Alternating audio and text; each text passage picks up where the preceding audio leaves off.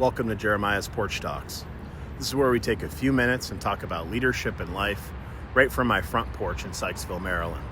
Rain or shine, this is a time for us to reflect, reset, and get ready for whatever comes next in our respective life journeys. I'm Jeremiah. Thanks for joining me. Today, I am still in wonderful Columbus, Ohio, getting ready to go to the last day of the Sonic Temple Festival. Rock on, baby. Before I get started, I wanted to take a couple minutes and say Happy Mother's Day to all the mamas in the world. We really, really appreciate all of you. All right, let's jump in. I've been thinking a lot lately about how we show up when life turns up the heat. When stress, when loss, or uncertainty punches us square in the mouth. That's when two big ideas came to mind. The convergence of mindfulness, which is taught by Jon Kabat-Zinn, and learned optimism, which is taught by Martin Seligman. At first glance, mindfulness and optimism might not seem like two different languages. But when you sit with them long enough, you realize that these two frameworks are really about the same thing. How we choose to relate to our inner world. Seligman says that optimism can be learned, that no matter what you've been through, you can train yourself to see adversity as temporary, as specific, and as improvable. You can build a habit of hopeful thinking. So let me just say that again. Optimism can be learned. It can be honed, refined, and improved. Kabat-Zinn reminds us that mindfulness is not about fixing anything. It's about being present with what is without judgment.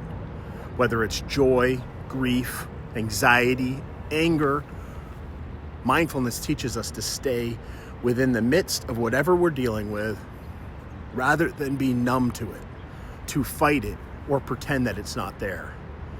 But here's the truth. Not everyone's sold on optimism. In fact, I've had some deep arguments with those closest to me who say, I don't want to reframe pain. I live in that space and it fuels me. I don't need a sunny spin.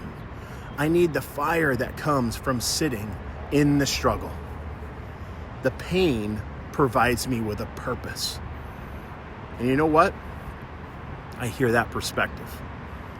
There's a kind of sacred power in pain that we don't talk about enough. And that's probably a good topic for us to talk about in the future on a different porch talk. Some people draw strength from their wounds. They don't want to move past them too quickly because those moments of darkness gave them a purpose.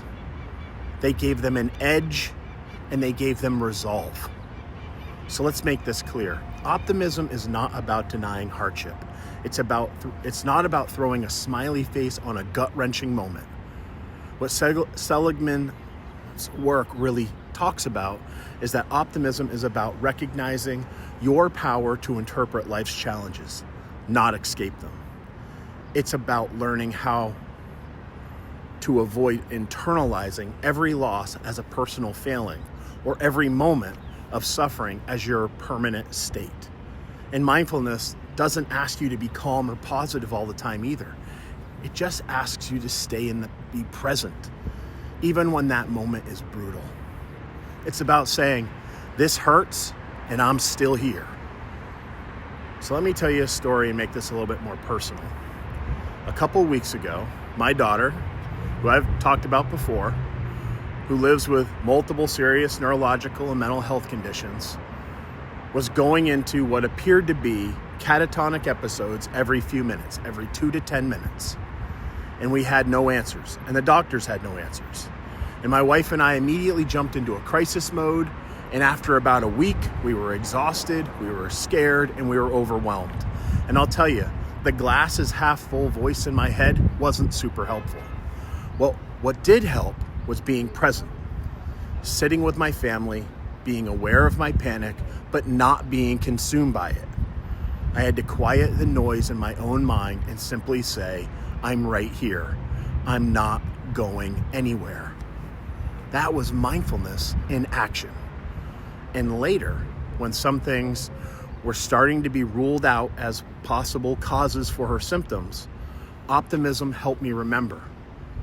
We've faced worse situations than this, and we've made it through as a family and as a unit. And this is just another page in a bigger story.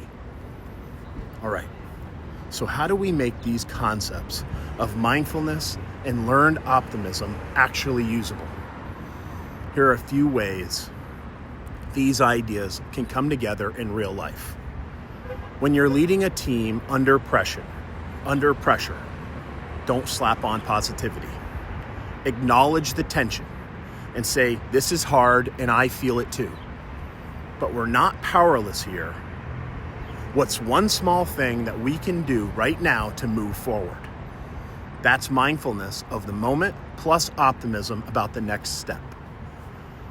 And when you're stuck in a personal burnout situation, maybe you feel like you've been pushing and nothing's changing, take a moment to breathe. Pause. Notice the stories you're telling yourself. Are you saying, I'm failing and it'll never get better? And if so, why are you saying this? Is that just because that's your normal, typical thinking when adversity rises? By rewriting the narrative with the truth and compassion and telling yourself some of the things you are currently learning or recognizing the positive that is occurring, that is learned optimism at its best. And finally, when pain feels like the point. If you're someone who draws strength from the struggle, honor that. Don't bypass it. But ask, what do I want to build with this pain? Let the fire that is emerging as you struggle be your fuel for growth. So here's the takeaway. Mindfulness teaches us to stay present to the truth of our experience. Optimism teaches us to believe that the experience doesn't define our future. One is the lens, the other is the light. We don't have to choose between feeling pain and finding hope. We can do both. We can be grounded in reality and still believe that better is possible. If you've ever felt that tension between being real and staying hopeful, you're not alone. But maybe we need both. Maybe real leadership, real parenting, real healing comes not from pretending everything is okay, but from saying it's not okay right now, but it doesn't have to stay like this forever. That's it for today. Thanks for spending a few minutes with me on Jeremiah's Porch Talks. Rain or shine, I'll see you next time. And always remember to keep the most important things.